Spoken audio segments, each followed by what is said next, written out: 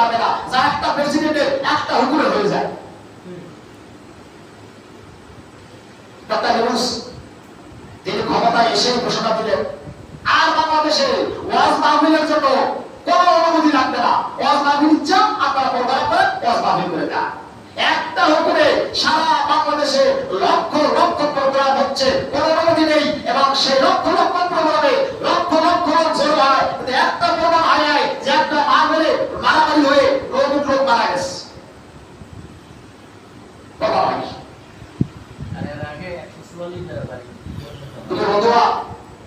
সেই বাংলাদেশের এই বক্তাগুলোই আছে। আর যে বক্তাগুলোর বক্তব্য শুনে সারা দেশের মানুষ আত্মহারা। আর এই ভাবের মধ্যে ইতিপূর্বে কেন্দ্রীয় সরকার ইসলামী সরকার না থাকার কারণে, কোরআনের দুশ্মনী সরকার থাকার কারণে তারা মাহফিল থেকে হুজুরের সামনে থেকে মাইক্রোফোন নিয়ে এসেছে। তারা চোখের সামনে দেখছি ঘাট ধাক্কা দিয়ে হুজুরকে স্টেজ থেকে নামিয়ে দিয়েছে। কারা দিয়েছিল? এই দেশের মন্ত্রী পরিষদের সদস্যরাই করেছিল, এফবিআই করেছিল, ক্ষমতা ভালো করাই করেছিল। যদি একটু হুকুমের পরিবর্তন হওয়ার কারণে আর সেই এলাকায় কোরআনের কথাগুলো প্রকাশ্যে বলার সুযোগ পেয়েছে।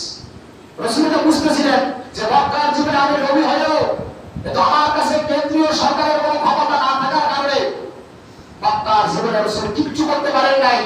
শুধু কিচ্ছু করতে পারেন নাই তাই নয়, কাবা ঘরের মধ্যে 360টা ছিল মূর্তি। কয়টা? 360টি মূর্তি ছিল কাবা ঘরের মধ্যে।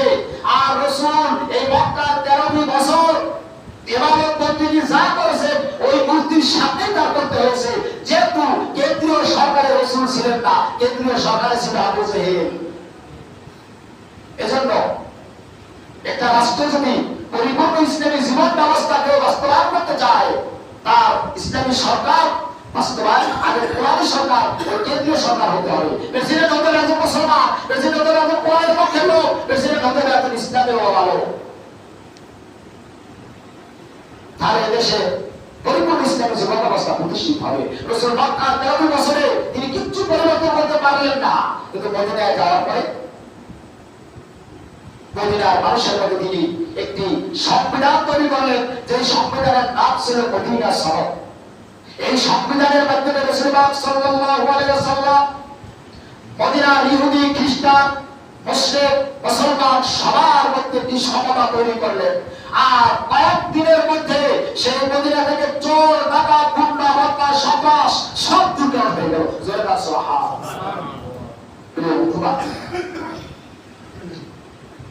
রাসূল পাক সাল্লাল্লাহু আলাইহি ওয়াসাল্লাম তিনি আইন পাশ করে দিলেন, সমাজে শান্তি প্রতিষ্ঠিত হয়ে গেল, চোর, ডাকাত, গুন্ডা, হত্যা সব দূরীকরণ হয়ে গেল।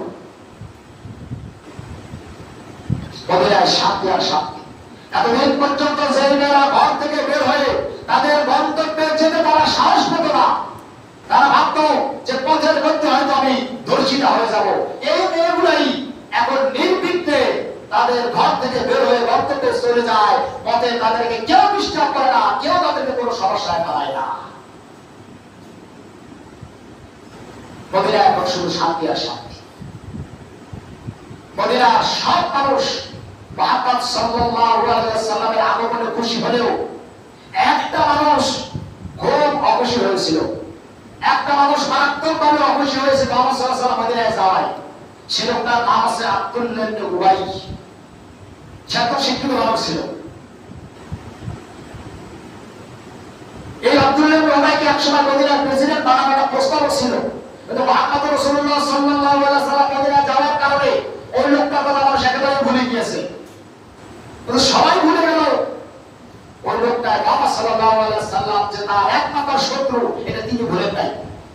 তিনি মুহাম্মদ সাল্লাল্লাহু আলাইহি ওয়াসাল্লামের পিছনে নামাজ পড়তেন, তার সাথে চলতেন। এমনকি মুহাম্মদ রাসূলুল্লাহ সাল্লাল্লাহু আলাইহি ওয়াসাল্লাম যখন কোনো বক্তব্য দিতেন, কোনো মঞ্চে উঠতেন, তখন এই আব্দুল্লাহ ইবনে উবাই প্রচার করতেন যে এখন আপনাদের সম্পর্কে বক্তব্য রাখবেন আমাদের বর্তমান জামানার নবী মুহাম্মদ রাসূলুল্লাহ। এই কথাই আব্দুল্লাহ ইবনে উবাই বলতেন, কিন্তু তার মনের ভিতরে ছিল মুনাফিকি। আর আব্দুল্লাহ ইবনে উবাই মাথায় ছিল রাসূলের মতো টুপি, আব্দুল্লাহ ইবনে উবাই মাথায় ছিল পাগড়ি, আব্দুল্লাহ ইবনে উবাই গায়ে ছিল জামা, তার গায়ে ছিল আরেক বড়, কিন্তু তার ভিতরে ছিল মুনাফিকি। রাসূলুল্লাহ সাল্লাল্লাহু আলাইহি ওয়াসাল্লামের বিরুদ্ধে ষড়যন্ত্র করত। মদিনার প্রত্যেক দিনের খবরাখবর মক্কায় আবু জেহেলের কাছে পৌঁছে দিত।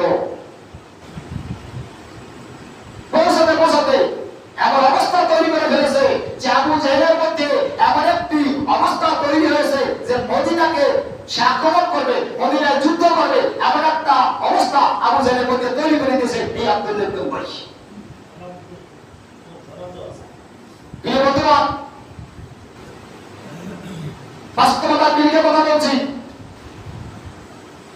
আল্লামা দেলোয়ার হোসেন সাইদি, মতিউর রহমান নিজামী, আলী হাসান মুজাহিদ, এই তিনজন ব্যক্তিকে প্রথম যেদিন গ্রেফতার করা হয়েছিল এই আওয়ামী লীগ সরকারের আমলে, এই দিন গ্রেফতার শেখ হাসিনা নিশ্চয় করে নাই, শেখ হাসিনার কোনো মন্ত্রীর পরামর্শে করে নাই। এই তাকে গ্রেফতার করার জন্য যিনি পরামর্শ দিয়েছিল তিনি ছিলেন নজিবুল বাশার মাইজবান্ডারের পিসা। এই মাইজবান্ডারের পিসার পরামর্শে এই হাসিনা সরকার এই তিনজন ব্যক্তিকে অ্যারেস্ট করেছিল। কথাটা কি বেশি বলছিলাম, বাস্তবতা বলেছি? বাস্তব। ওনার পরামর্শে অ্যারেস্ট করেছিল। আর উনি এই বিজয় পরে এই নজিবুল বাশার সাংবাদিকদের সাথে এসে বলে, আমি জামাত ইসলামীরা যা করছি এখন ওরা কি আমাদের ছাড়বে? ও বুঝছে যে আমাদের দিনে ভাগ করে খাইবি, কিন্তু জামাত ইসলাম তো সে ভাগ করে খাওয়ার লোক না। জামাত ইসলাম যদি ভাগ করে খাওয়ার লোক হতো তাহলে বাংলাদেশের সর্বপ্রথম যে লোকটা জিবলা ছিঁড়ে ফেলতো সেটা ছিল নজিবুল বাশার মাইজবান্ডারের। আর জিবলাকে ছিঁড়ে ফেলা উচিত ছিল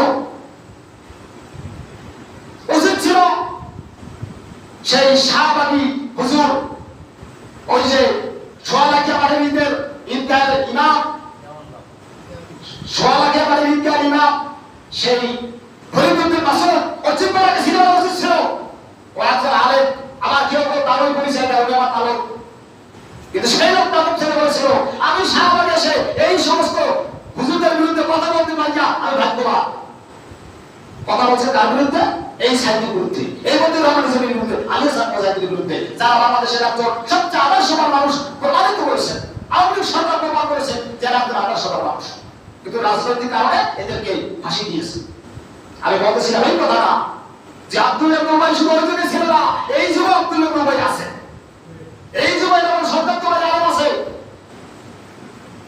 শেখ হাসিনার এরকম ইচ্ছা ছিল না, ছিল কি ছিল না জানি না, কিন্তু বাংলার কথা আছে এই হুজুরে একজন, তাহলে ধরার জন্য মামলাটা তো হুজুর করেছিল। এই তরিকা ফোরার হোসেনের বিশ্বাস নজিবুল বাশার মাইজবান্ডা, এই লোকটাই প্রথম মামলা করেছিল, আর এই মামলাই তাদেরকে অ্যারেস্ট করা হয়েছে। যারা এই সমস্ত আলেমের বিরুদ্ধে, হক্কানি লোকদের বিরুদ্ধে, ইসলাম আন্দোলনের বিরুদ্ধে যারা ফতোয়া দেয়, এরাই সবগুলোই আব্দুল ইবনে উবাইর ষড়যন্ত্র দেয়। আব্দুল ইবনে উবাইর উদ্দেশ্য কি? এদের বিরুদ্ধে ব্যবস্থা নেওয়া দরকার, এদের বিরুদ্ধে আইন করা দরকার। কিন্তু জামাত ইসলামী যদি ওরা বলে প্রতিশোধ নিত, তাই এদেরকে আগে জিব্বাগুলো ছিঁড়ে ফেলা উচিত ছিল, কিন্তু তারা তো সেই প্রতিশোধকারী না। তারা আল্লাহর বিচার রেখে দিয়েছেন যে তোমরা যারা আমার ক্ষতি করেছো আল্লাহ ব্যবস্থা করবে, আর আল্লাহ ব্যবস্থা করতে পারছে।